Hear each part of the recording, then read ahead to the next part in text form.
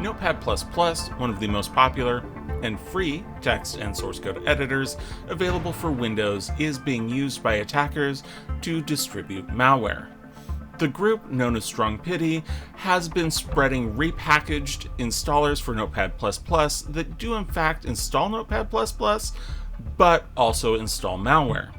When the malicious installer is executed, it drops several files, including the original Notepad++ installer, a keylogger, and additional malware. In addition to logging keystrokes, which can be used to harvest user credentials and other sensitive data, the malware is able to steal additional data and files from victim machines. Attackers will use any trick at their disposal to get you to install their malware.